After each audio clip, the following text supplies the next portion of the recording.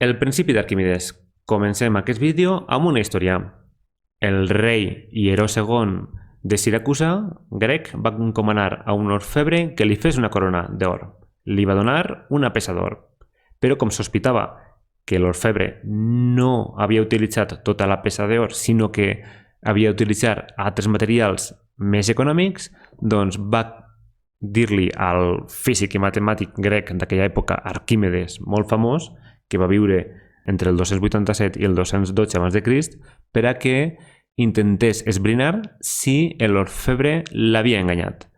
El que va fer Arquímedes és va agafar una peça d'or amb el mateix pes que el rei li havia donat a l'orfebre i la va submergir en un recipient ple d'aigua. Al submergir-la, doncs l'aigua va sortir per fora. Va agafar una altra peça d'un material més econòmic, en aquella època la plata.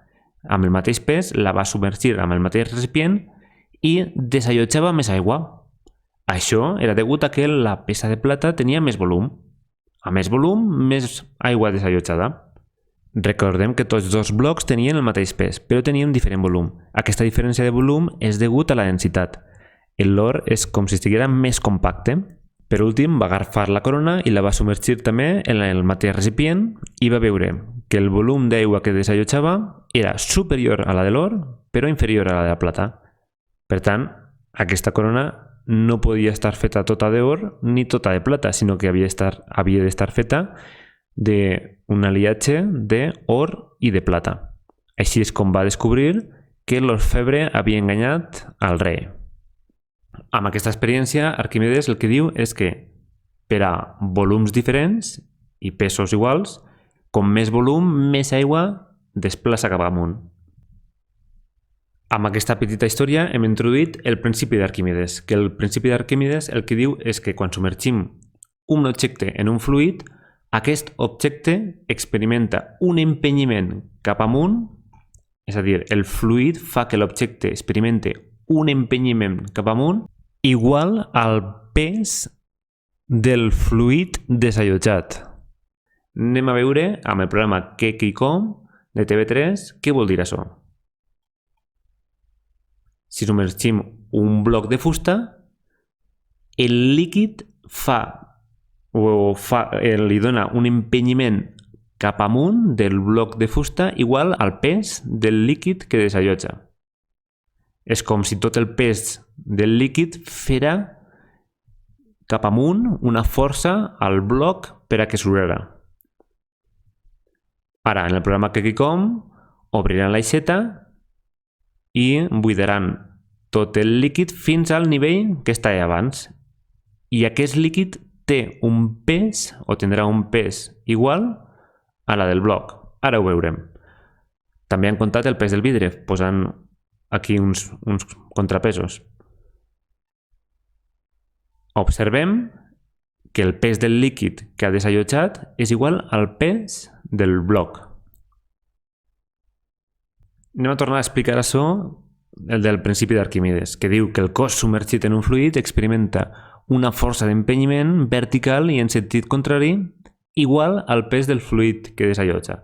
Al principi, el primer cop que ho veus, costa d'entendre. Anem a submergir un objecte en un recipient amb aigua. Fixeu-vos que la línia d'aigua és aquesta d'aquí. L'aigua del recipient està per ací. Posem l'objecte dins i se produeix un increment del volum d'aigua.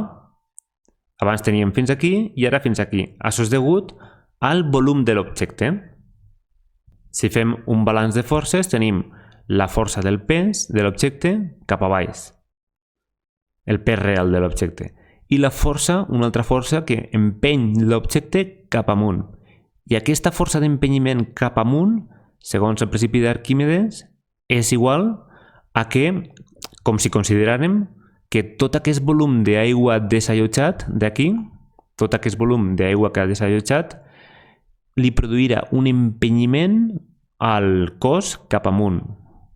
O dit en paraules d'Arquimedes, la força d'empenyiment és igual al pes de l'aigua desallotjada.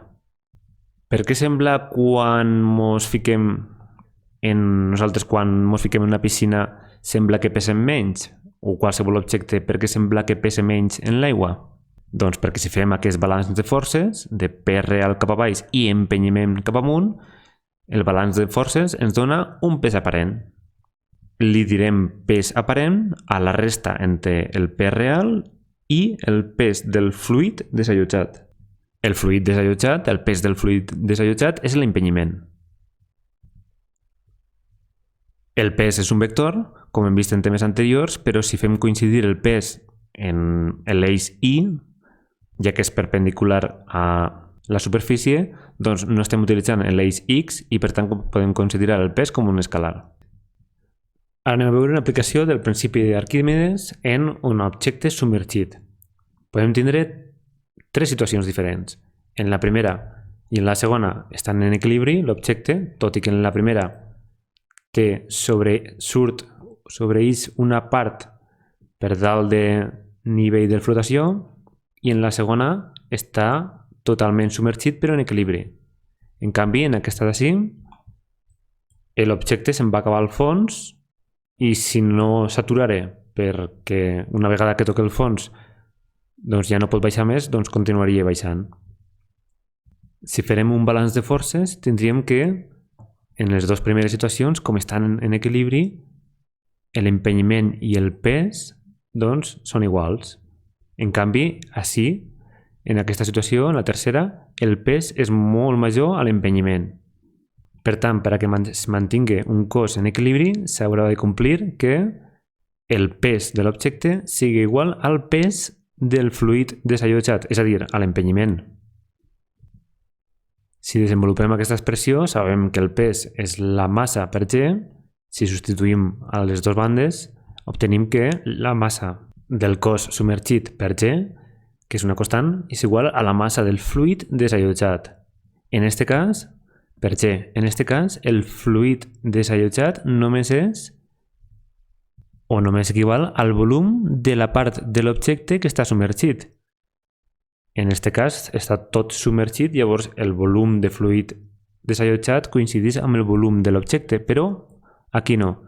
Aquí el volum de fluid desallotjat només és la part del volum de sòlid que hi ha baix l'aigua. Si simplifiquem l'expressió, com és una constant i està a les dues bandes, se'n va i ens queda que la massa del cos és igual a la massa del fluid desallotjat. Sabem que la massa és la densitat pel volum. Si substituïm a les dues bandes, tenim que la densitat del cos pel volum del cos és igual a la densitat pel volum del fluid desallotjat. Si arreglem una miqueta aquesta expressió i ens queda d'aquesta forma, el que he fet així és que la densitat l'he passat per transposició de termes a una banda, si està multiplicant passa dividint, i el volum el mateix, per transposició de termes, si està multiplicant passa dividint. I ens queda una expressió que ens relaciona la part de volum submergit, ja que el volum del fluid desallotjat és la part, com dic, del volum submergit, ens relaciona el volum submergit amb el volum del cos. I amb aquesta expressió, si sabem les densitats del cos i del fluid desallotjat, podrem saber quina part està submergida i quina part està en la part de dalt. Ja ho veurem en algun problemeta en els següents vídeos. En canvi, si el cos està totalment submergit, com en aquest cas, el volum de fluid desallotjat coincideix amb el volum del cos. Per tant, un nombre dividit del mateix nombre dona 1. Aquest terme passa a l'altre costat i ens dona que la densitat, si el volum del cos és igual al volum del fluid desallotjat, la densitat del cos ha de ser igual a la densitat del fluid. Després de tot aquest raonament, ens va bé saber que en aquest cas del mig, la densitat del cos, per a que es mantingui d'aquesta forma, serà igual a la densitat del fluid desallotjat.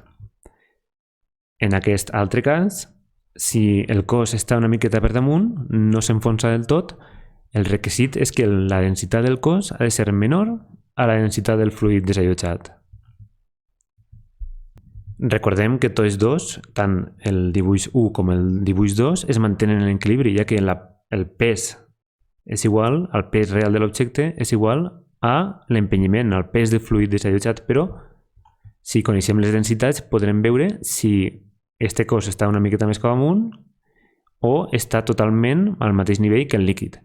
Depèn de la densitat del cos i la densitat del fluid desallotjat. En canvi, si la densitat del cos és molt més gran, el que passarà és que se n'anirà cap a baix. Tenim més endavant, en els vídeos següents, algun problemeta per a practicar, però només ens hem de quedar en una idea clau, que és que si estan en equilibri és degut a que el pes de l'objecte és igual al pes del fluid desallotjat, a l'empenyiment. Que si estan en equilibri però està surant per damunt de l'aigua una miqueta, la densitat del cos és més petita que la densitat del fluid, o si està totalment en equilibri i no està surant per damunt de l'aigua, però tampoc s'enfonsa, això és degut a que la densitat del cos és igual a la densitat del fluid desallotjat, a l'empenyiment. I en canvi, si s'enfonsa, el motiu és perquè la densitat del cos és molt més gran que la densitat del fluid desallotjat. Resumint, el principi d'Arquímedes diu que si introduïm un objecte en un fluid, aquest objecte experimenta una força d'empenyiment, és a dir, cap amunt, el pes de l'objecte és cap a baix i la força d'empenyiment és cap amunt, i serà igual a aquest empenyiment al pes del líquid que desallotjarà.